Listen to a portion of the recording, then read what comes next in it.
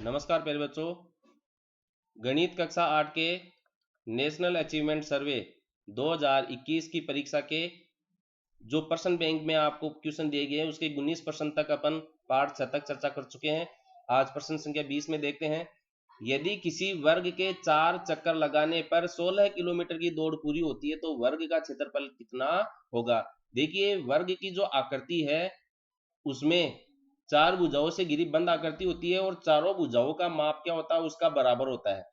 एक जो वर्ग होता है उसकी 4 भुजाएं होती है, 4 भुजाओं से घिरी बंद आकृति होती है, चारों भुजाओं का मान क्या होता है, बराबर होता है। यानी कि ए बी बराबर बी सी बराबर सी डी बराबर डी ए, ये चारों भुजाएं बराबर होती है। ये क्या कर रहा है, 4 चक्कर लगा रहा है, यानी कि ए से शुरू करता है वो और एक चक्कर लगाया, जैसे भुजा से भुजा, यहाँ इसके भुजा भुजा पर चलेगा वो, ऐसे नहीं है कि दूर दूरी पर चलेगा। यहाँ से एक चक्कर तो शुरू ये किया, तो ये एक, और यहाँ पहुंच के एक चक्कर हो गया, एक चक्कर तो ये, फिर दूसरा चक्कर लगाता है, फिर तीसरा चक्कर और फिर चौथा चक्कर। इस तरीके से वो 4 चक्कर में कुल 16 किलोमीटर की दूरी तय करता है। तो सबसे पहले तो हमें यह पता लगाना है कि इसकी चारों भुजाएं कितने किलोमीटर के बराबर है या इसकी एक भुजा कितने किलोमीटर के बराबर है, क्योंकि इसका क्षेत्रफल ज्ञात करने के लिए हमें भुजा का मान ज्ञात होना जरूरी है। और वर्ग का जो क्षेत्रफल होता है वह आप जानते हैं, भुजा गुणा भुजा होता है। वहीं आयत में हम इसको लंबाई गुणा चौड़ाई के रूप में लिखते हैं। आयत का क्षेत्रफल हम लंबाई गुणा चौड़ाई के रूप में लिखते हैं। अब वर्ग में क्या होता है, लंबाई भुजा के रूप में होती है, क्योंकि लंबाई और चौड़ाई सब बराबर होने के कारण हम इसको भुजा कह देते हैं, तो भुजा गुणा भुजा हो जाता है। तो भुजा का मान ज्ञात होना जरूरी है। अब ये 4 चक्कर लगा रहा है और 16 किलोमीटर चलता है, तो एक चक्कर में कितना किलोमीटर चलेगा। देखिए, 4 चक्कर में वह 16 किलोमीटर चलता है, इसलिए एक चक्कर में चलेगा, देखना एक चक्कर में वो कितना किलोमीटर चलेगा, 16/4 बराबर 4 किलोमीटर। अब ये एक चक्कर इसका देखो 4 किलोमीटर के बराबर हो गया है, इसका मतलब 4 किलोमीटर जो है 4 भुजाओं के बराबर हो गया है, 4 भुजाओं के योग के बराबर हो गया है। इसलिए इसकी एक भुजा का माप 1 किलोमीटर के बराबर होगा। तो ये 1 किलोमीटर, ये 1 किलोमीटर, ये 1 किलोमीटर, ये 1 किलोमीटर, देखो जुड़कर 4 किलोमीटर हो जाती है। यानी कि इसका परिमाप कितना है, 4 किलोमीटर है। तो एक भुजा का मान 1 किलोमीटर। अब भुजा गुणा भुजा क्षेत्रफल होता है, तो वर्ग का क्षेत्रफल क्या हो जाएगा, 1 गुणा 1 बराबर 1। इकाई का हमें विशेष ध्यान रखना है, आप किलोमीटर साथ में लिख लीजिए, 1 किलोमीटर गुणा 1 किलोमीटर।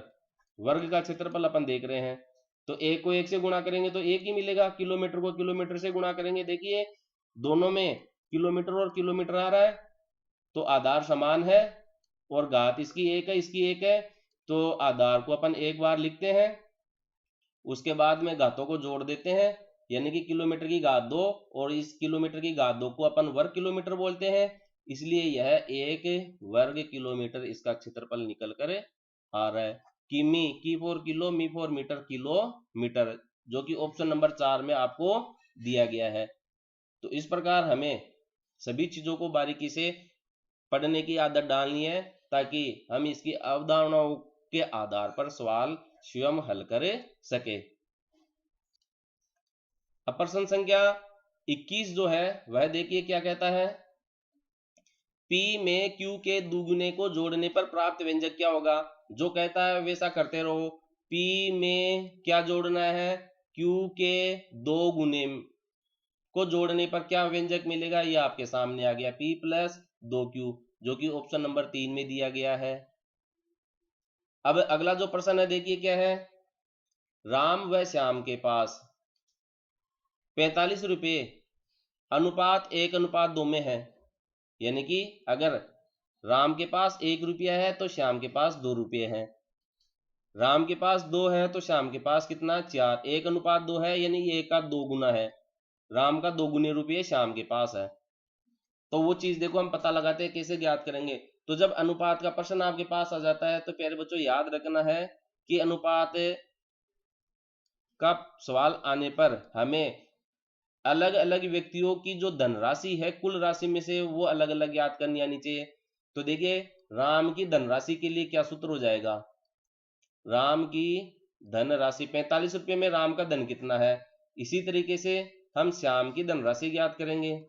श्याम की धनराशि 45 रुपये में श्याम की धनराशि कितनी है, तो राम का अनुपात कितना है 1 और कुल धन कितना है 45, सॉरी अनुपातों का योग नीचे लिखेंगे अपन, कुल अनुपात कितना हो गया 3 और इसको फिर हम कुल धन से गुणा करेंगे तो ये गुणा हो जाएगा 45 से। तो इसका में 3 का भाग देंगे, 3 एकम 3, 15 5 15, यानी कि 45 रुपये में जो राम की धनराशि है वह 15 रुपये है।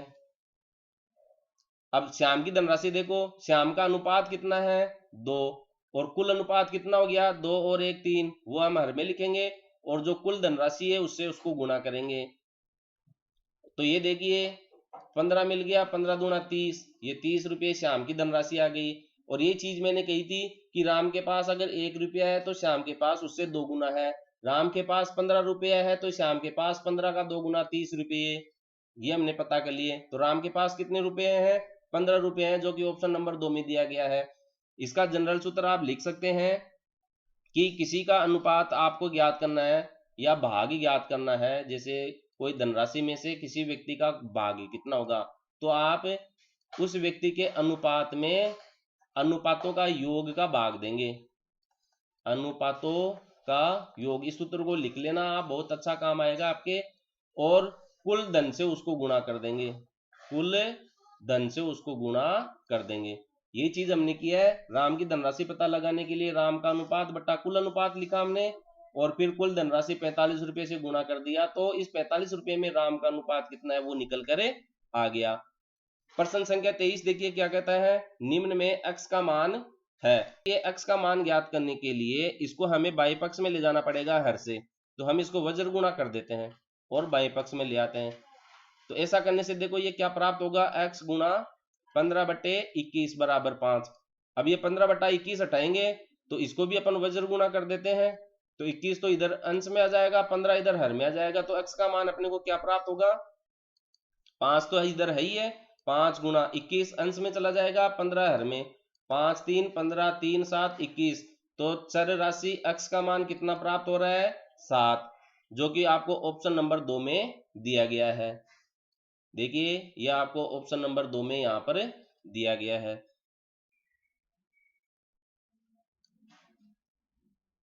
तो इसका 23 का जो उत्तर है वह 2 नंबर हो जाएगा।